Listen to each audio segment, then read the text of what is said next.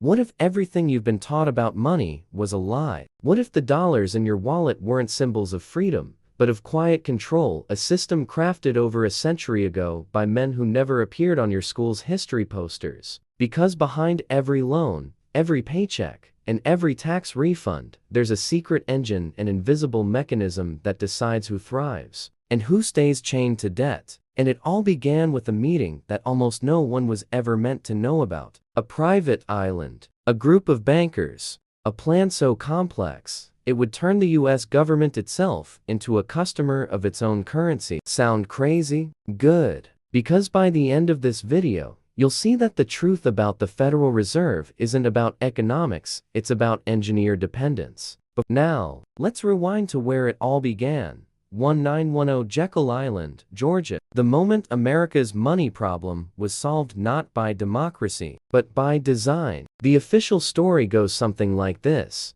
In the early 1900s, America's economy was booming but incredibly unstable. Banks failed regularly, wiping out people's savings. The Panic of 1907 nearly brought Wall Street to its knees. To prevent future crises, Congress decided it needed a central bank to stabilize the system. It all sounds very reasonable, right? Textbook stuff. Except, the blueprint for that central bank didn't come from Congress. It came from a secret 10-day meeting on Jekyll Island, attended by 7 men who together represented roughly 1/4 of the entire world's wealth at the time. They boarded a private railcar under fake names, using only their first names to avoid being identified. Even the staff on the island didn't know who they truly were. Their goal? To create a banking system that looked public, sounded patriotic, but remained privately controlled. Sound familiar? It should, because every major financial reform since then has followed the exact same pattern.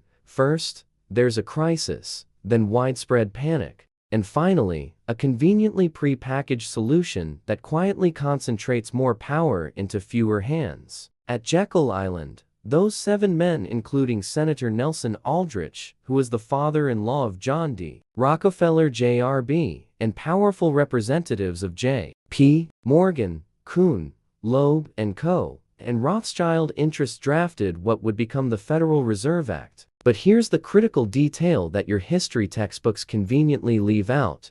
Their main concern wasn't protecting average Americans from financial ruin. It was protecting themselves from competition, from market panics that threatened their empires, and most importantly, from accountability. They proposed a private banking cartel masquerading as a public institution. The Fed would have the power to print money, set interest rates, and bail out big banks, all under the illusion of federal oversight. And how did they get it passed? Congress passed the act on December 23, 1913, just 2 days before Christmas, when most lawmakers had already gone home for the holidays. With little opposition, the Federal Reserve was born, its immense power cloaked in patriotic language about stability and protecting the public. Within months of its creation, the dollar you hold today began its long, slow fall from grace. Back in 1913, $1 US had the purchasing power of over $30 today. Since then, its value has eroded by more than 96%. Does that sound familiar? Every generation feels like it's working harder but falling further behind. Every paycheck seems to buy less and less. And every single time inflation surges, the same talking heads get on TV and repeat the same line: "Don't worry, the Fed will fix it." But here's the twist: what if the Federal Reserve doesn't fix crises? What if it creates them? Let's look at the pattern. 1913, the Fed is founded, leading to a massive lending boom. Just a few years later, in 1919, post-World War inflation hits a staggering 24%. Then in 1929, the stock market crashes, and the Fed tightens the money supply to late,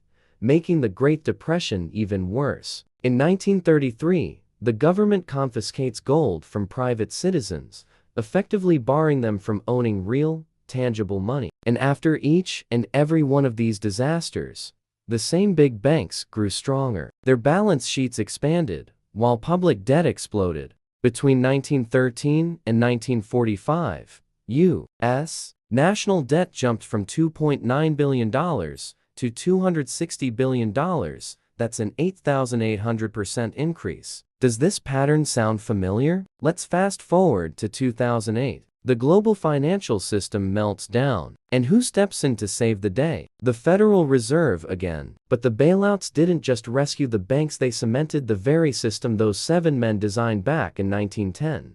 A system where profits are privatized, but losses are socialized. Your savings account? It's just collateral. The dollar in your pocket? It's a unit of debt. Your financial freedom? It's just a line item on a spreadsheet somewhere. And yet, we're constantly told that the system is too complicated for us to question. But what if it's not complexity? What if it's concealment? Here's where the story turns dark. Most people think the Federal Reserve controls the economy. In reality, it controls the illusion of control. Because the real power isn't just in printing money, it's in deciding who gets that new money first. This brings us to the primary mechanism.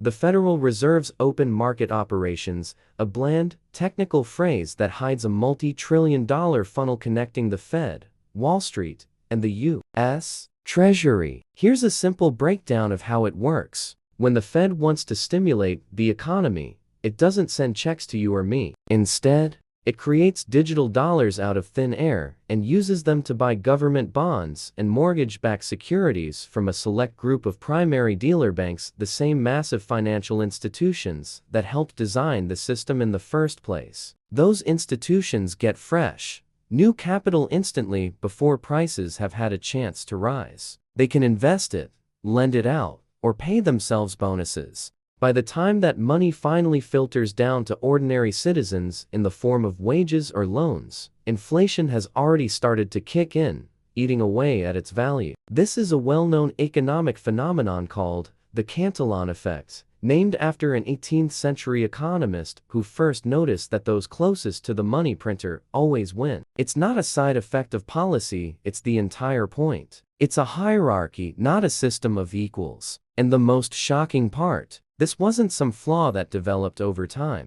It was written into the Federal Reserve's DNA from the very beginning, back in 1913. The big reveal, the truth they never taught you in school is this. The Federal Reserve was never built to serve the people. It was built to serve the issuers of debt. That's the genius of the system and its curse. Because as long as debt exists, the machine has to keep feeding. Every mortgage, every car loan, every student payment, it's all part of the same circuit. A closed loop designed to keep capital circulating upward, from the many to the few. And if you think that sounds like something out of a fictional thriller, wait until you hear who engineered the key mechanism that made all of this possible, the man whose name was almost completely erased from the historical record. A small group of bankers designs a system in secret. Congress passes it without scrutiny, and suddenly America's money is no longer a symbol of labor. It's a license for leverage. But who built the engine that turned that idea into global dominance? Meet Benjamin Strong, the hidden architect of modern central banking. Most people have never heard his name,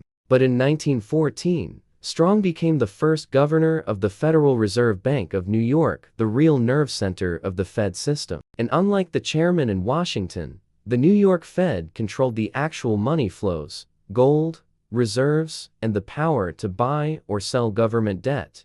Strong's close friendship with Montague Norman, governor of the Bank of England, quietly bound the United States and United Kingdom into a secret alliance, what historians now call the Central Bankers Club.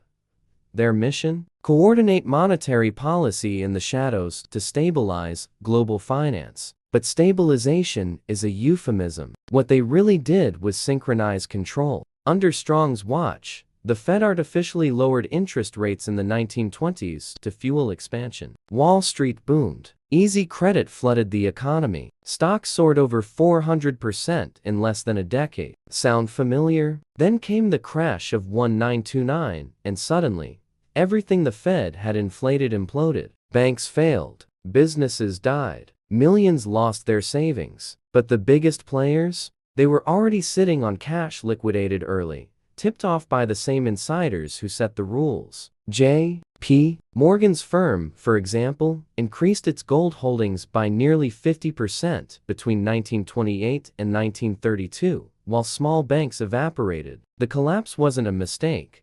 It was a recalibration. And every recalibration has the same outcome. We lose assets. They gain control. Now, let's zoom in on the mechanism that makes this possible, the open market operations system we touched on before. When the Federal Reserve wants to stimulate the economy, it doesn't print physical bills. It creates electronic reserves and uses them to buy United States government bonds from large financial institutions, often the same primary dealers that sit on the Fed's advisory committees. As of today, there are 24 primary dealers, including names you'll recognize: J.P. Morgan, Goldman Sachs, Citigroup, and Morgan Stanley. When the Fed buys those bonds, it credits the dealers' accounts with brand new dollars money that didn't exist 5 seconds earlier. That new liquidity flows into equities, real estate, and corporate debt. The result? Asset inflation that benefits the top 10%, who own nearly 90% of all financial assets in America. By the time that new money filters into wages or consumer prices, inflation has already wiped out purchasing power for the bottom 90%. It's a quiet transfer of wealth from labor to leverage.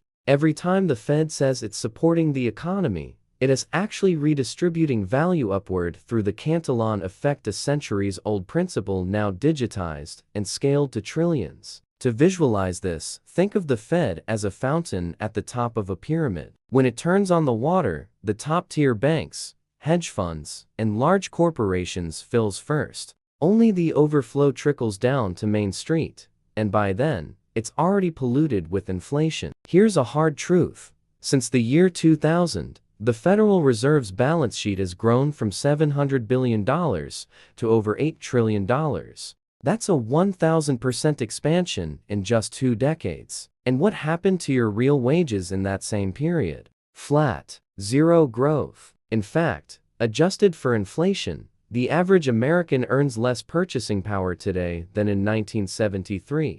Still think this system was built for you? Now, let's look at how the mechanism evolved, because it didn't stop at domestic control. It went global. During the 2008 financial crisis, the Fed quietly opened swap lines, secret channels of dollar liquidity, to foreign central banks. By 2009, over $580 billion had been lent abroad, often without congressional approval. Translation: the Federal Reserve became the world's lender of last resort, not just for American banks, but for the global elite financial network. And who benefited? The same banks that had triggered the meltdown through reckless derivatives. They got unlimited access to dollar liquidity, while millions of families lost homes, savings, and retirements. It was the same loop, scaled up. A private safety net for insiders paid for by public pain. By 2020, during the pandemic crash, the Fed repeated the process, injecting over $4 trillion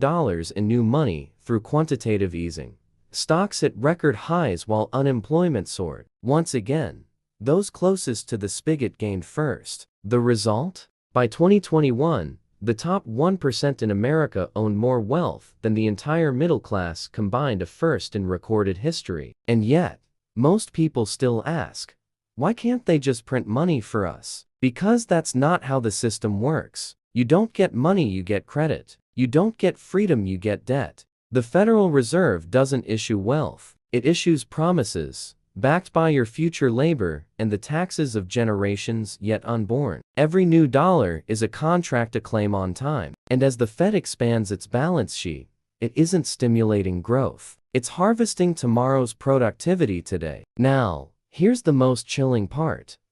This isn't just about economics, it's about obedience. Because once money is programmable, once every transaction runs through digital channels controlled by central banks, freedom becomes conditional. Enter the central bank digital currency agenda, the ultimate evolution of the Federal Reserve's power. Imagine this: your digital wallet is tied to your identity. Every dollar you spend, every transfer you make, recorded in real time. In the name of anti-fraud and efficiency, spending could be restricted, reversed, or even shut off. They tell you it's modernization, but it's the same mechanism, only now the faucet has a fingerprint scanner. So where does this end? The same way it began, quietly, behind closed doors. The original Jekyll Island plan was about control through scarcity. The new system, digital money, centralized surveillance, is about control through abundance. Infinite liquidity, infinite debt, infinite dependence. They don't need to crash the economy anymore. They can reprogram it. Because the Federal Reserve isn't just a central bank,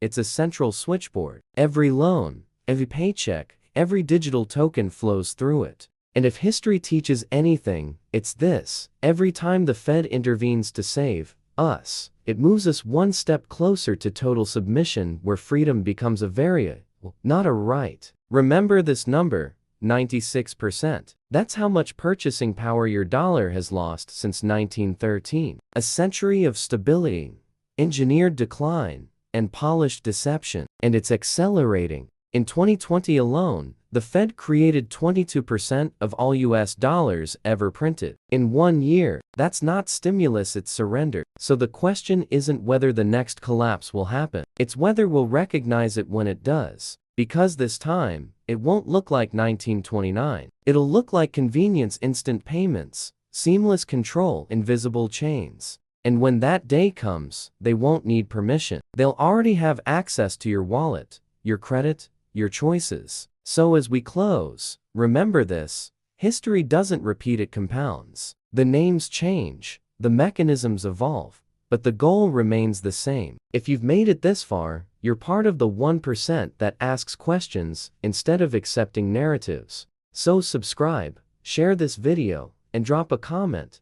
Are we wiser now, or just walking the same path in better suits? Because as long as this story remains untold, the system keeps winning.